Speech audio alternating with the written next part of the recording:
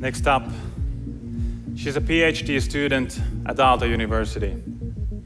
She crossed the Atlantic for the first time when she was 19, but still manages to get lost in Helsinki metro.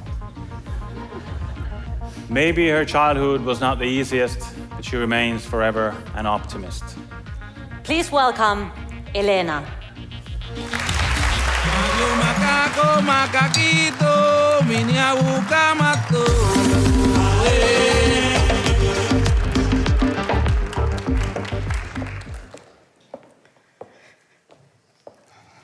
For the past 15 years, whenever I mention my country, Colombia, two things come up in the conversation. The first one, Colombia, it's a very dangerous country, right? Or, and this is the best one, Colombia, cocaine. Some people might even ask if I have some with me. Well, no, not all of us Colombians are cocaine dealers. I was a child when Pablo Escobar was alive, and it was terrifying every single day. Bombings were as normal as having breakfast. Every morning, I could see the fear in my mother's eyes when she sent me to school, praying for me to come back home alive. A bomb had exploded 2 blocks from my school, killing 8 and wounding 200. My father, he missed the plane that Escobar exploded. The other 110 passengers were not as lucky. Imagine being 8 years old and already knowing what war, death, and terror mean. You still had to pretend you lived a normal life, except that your everyday was filled with fear and anxiety, because the only question in your head was, am I going to die today? No child should ever feel this way. Cocaine has had a devastating impact in our country. It is estimated that Escobar killed at least 4,000 people. And today, the armed conflict, which is still largely related to cocaine traffic, has left 8.5 million victims. Most of them dead, some alive, like my father. That's 17% of the country's population. So imagine my shock when I arrived to Finland, and I found a country where you can walk home alone in the middle of the night, drunk, and nothing happens to you.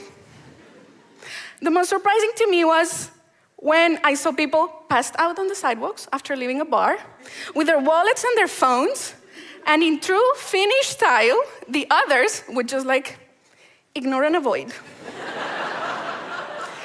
without taking anything. But this is also when I started asking myself, how come that this young and remote country, with only 5 million inhabitants, barely any natural resources if you compare it to mine, cold, dark, covered in snow for the most part of the year, is far more developed, advanced, stable, and safe than mine, which has it all. I know by now you might be thinking, okay, so what does this have to do with us, right? Well, we live in a globalized world, and you might not be fully aware, but the decisions that you take here have an impact in developing countries like mine. So today I am urging you to become conscious consumers. We have all heard about consume less and consume better.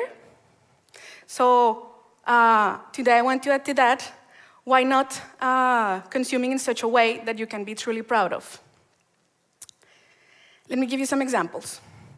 Instead of going for your traditional Finnish coffee brand, why not choosing a brand that supports former coca farmers' transition into a legal business?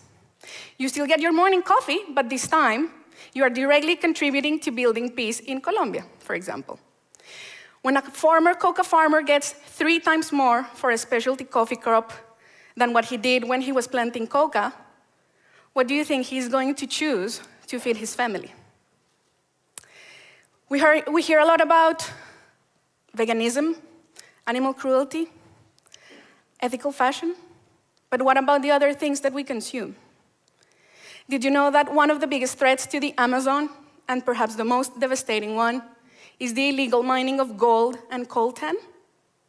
These are two minerals that are considered conflict minerals, as they are associated with mercury poisoning and child labor. Did you know that each and every one of you is carrying gold and coltan in their pockets right now? Your phones, your laptops, your tablets, and even products that we consider good, such as solar panels and electric vehicles. 100 million small-scale and artisanal miners depend on mining for survival worldwide, and most of them are victims to the worst human rights abuses. So let's go beyond the certifications and the marketing propaganda. This is not about demonizing any product.